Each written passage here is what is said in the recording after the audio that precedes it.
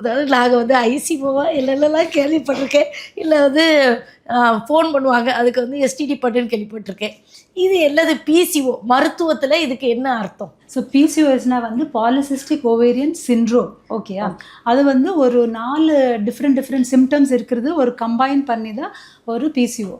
அதில் பாலிசிஸ்டிக்னு சொன்னேன் இல்லையா, பிசிஓ. அது வந்து ஒரு ஸ்கேன் ஃபைண்டிங். அல்ட்ராசவுண்ட் பண்ணும்போது நமக்கு ஸ்கேனில் வந்து எவ்ரி மந்த் வந்து எல்லாருக்குமே ஒரு எக் தான் ரிலீஸ் ஆகும். ஒரு எக் ரிலீஸ் ஆகி அதில் வந்து இன்கேஸ் அந்த டைமில் வந்து ஹஸ்பண்ட் அண்ட் சேர்ந்துருந்தால் ப்ரெக்னென்சி ஆகும். ஸோ ப்ரெக்னென்சி இல்லாத பட்சத்தில் பீரியட்ஸ் வரும், அது நார்மல் சினாரியோ. ஸோ இப்போ இந்த பாலிசிஸ்டிக் ஓவரிஸில் என்ன ஆகும், நிறைய பாலினா நிறைய இல்லையா, ஒரு எக்குக்கு பதில் நிறைய எக் ரிலீஸ் ஆகுது. பட் அது வந்து அந்த லெவல் வரைக்கும் போகாது. ஸோ அது வந்து ஒரு ஸ்கேன் ஃபைண்டிங் மட்டும்.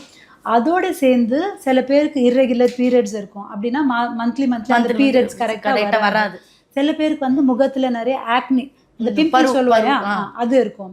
சில பேருக்கு வந்து ஹேர் ஃபால் இருக்கும். சில பேருக்கு வந்து பிரெக்னன்சி வராது. இல்லைன்னா சில பேருக்கு இங்கே வந்து எக்ஸ்ட்ரா ஹேர் க்ரோத் எல்லாம் இருக்கும், ஹிர்சுட்டிசம். ஸோ இதெல்லாம் கம்பைன் பண்ணும்போது அந்த polycystic ovarian syndrome. SIMS Hospital, Vadapalani. Discover the true joy of good health.